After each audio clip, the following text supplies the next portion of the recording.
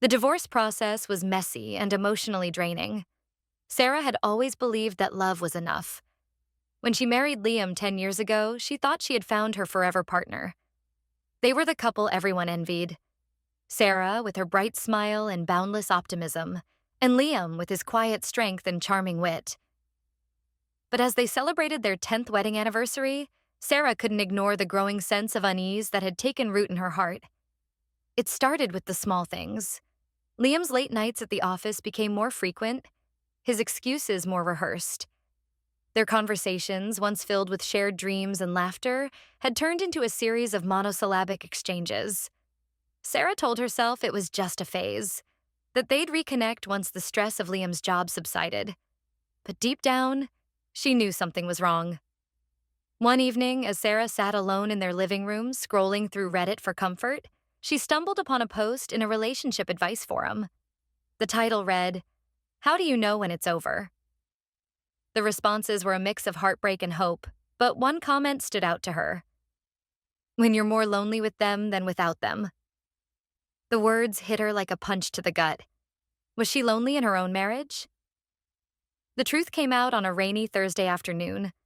Liam had forgotten his phone at home, and Sarah, in a moment of weakness, decided to look through it. She'd always been against snooping, but the nagging doubt in her mind wouldn't let her rest. What she found shattered her world. There were texts from a woman named Rachel. Flirty, intimate messages that left no room for interpretation. Sarah's hands shook as she read the words, her mind racing with questions. Who was Rachel? How long had this been going on? And why? When Liam returned home that evening, Sarah confronted him. He didn't deny it. Instead, he sat down, head in his hands, and admitted everything.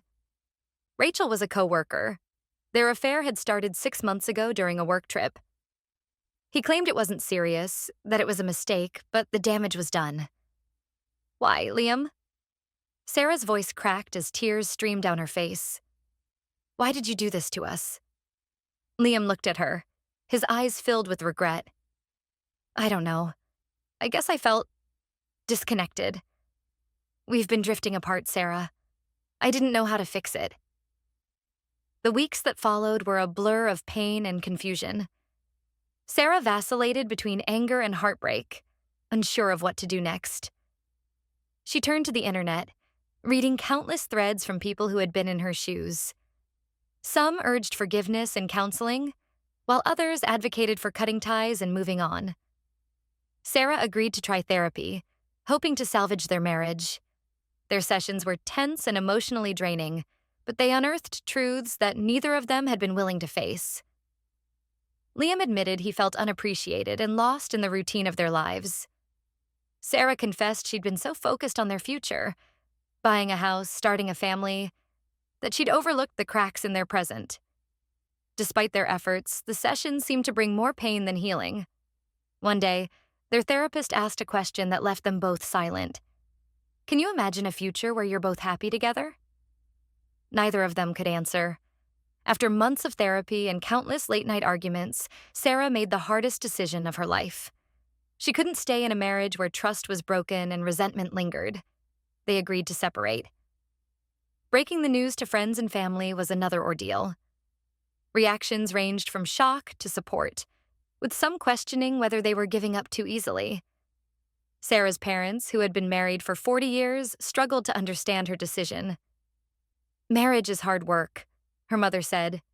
You have to fight for it. I did fight, Sarah replied. But sometimes the best thing you can do is let go. The divorce process was messy and emotionally draining. Splitting their assets felt like tearing their lives apart piece by piece. The hardest part was deciding what to do with the house they'd bought together. It had been their dream home, but now it felt like a mausoleum of broken promises.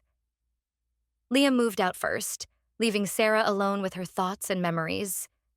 She spent hours scrolling through Reddit, finding solace in the stories of strangers who had rebuilt their lives after divorce. One post, titled "Starting Over at 35, gave her a glimmer of hope. The author described how they'd found joy in rediscovering themselves and building a new life.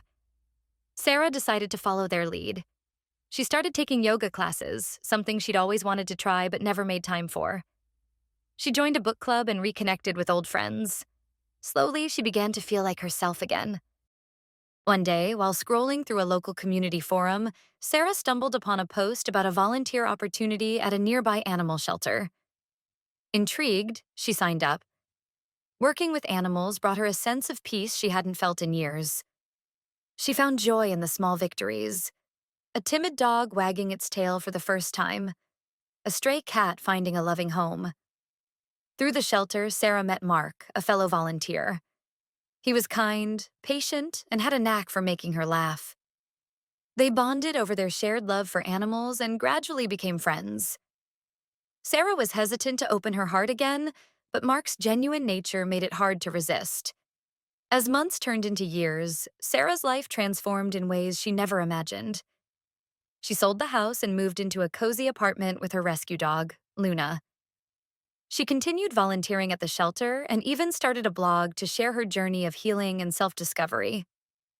Mark became a significant part of her life, but Sarah took things slow. She was determined to build a relationship based on trust and mutual respect. For the first time in a long time, she felt hopeful about the future. Looking back, Sarah realized her divorce wasn't the end of her story. It was the beginning of a new chapter. She learned that sometimes the hardest goodbyes lead to the most beautiful hellos. And as she sat in her little apartment, surrounded by the love of her new friends and her loyal dog, she knew she'd made the right choice.